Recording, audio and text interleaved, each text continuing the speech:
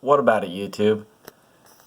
Alright, I'll probably end up deleting yesterday's video talking about this subject, but I thought it would be better to show a visual and have you think about what would happen if the Electoral College were adjusted to go by county. Instead of how it's by state, reduce it now down to the county. Imagine the politics, imagine the landmass and the people that live within that landmass and their interests being served, okay? Imagine what that would look like in America. How so many states would see a different situation. Like, you wouldn't have, like right now the problem is small areas can control vast amounts of landmass in the United States, either with the president or even with the governors. Okay? So if it were by county, can you look here at Texas and all these little counties? I don't know if it's showing up very well. Here, if I click on it, maybe that'll help. Let's see what happens. There you go. Now you can see the counties. So if each one of these cells equaled one electoral vote, okay? And so, depending on the state, 1, 2, 3, 4, 5, 6, 7, 8, 9, 10, 11, 12, 13, 14, 15, 16, 17, 18, 19, 20, 21, 22, 23. Colorado's got roughly 23. Whatever the case is, look at how the politics would be different. Look at Utah.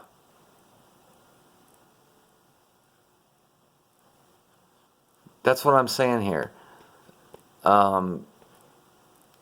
California is a different story. There's a lot of landmass that's showing blue here, so they would likely remain blue. So it wouldn't change everybody, but somebody like Oregon would change.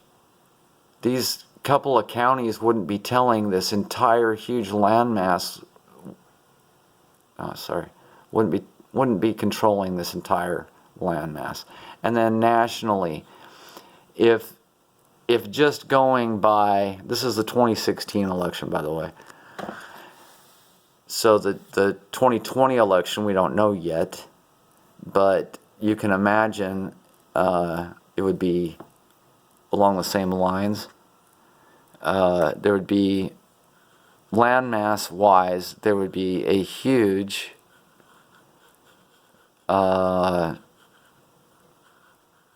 cry for what type of leadership the country was looking for. And it would be a red situation, right? So the Electoral College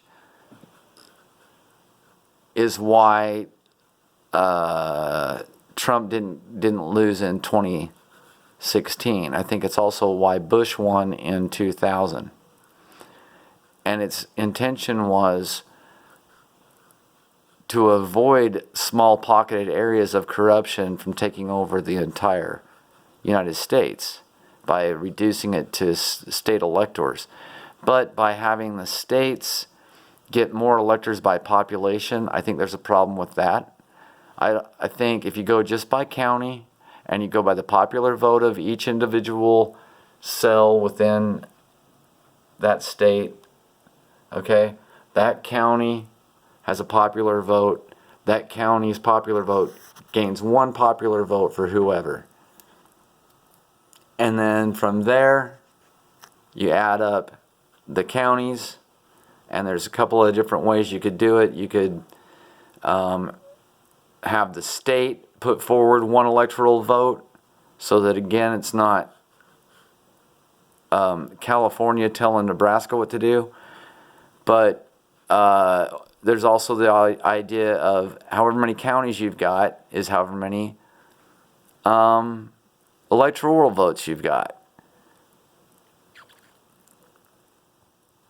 Or maybe you just go by acreage of the state.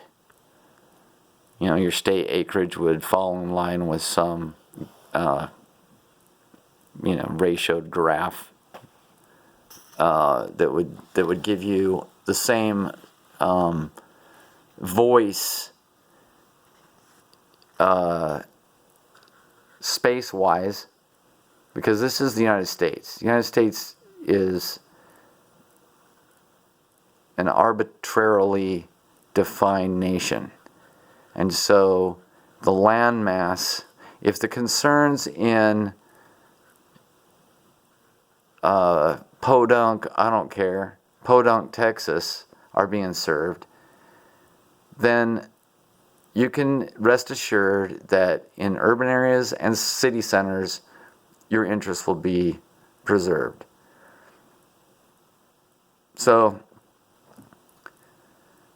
by modifying the electoral system to the county level, I think it will solve many problems.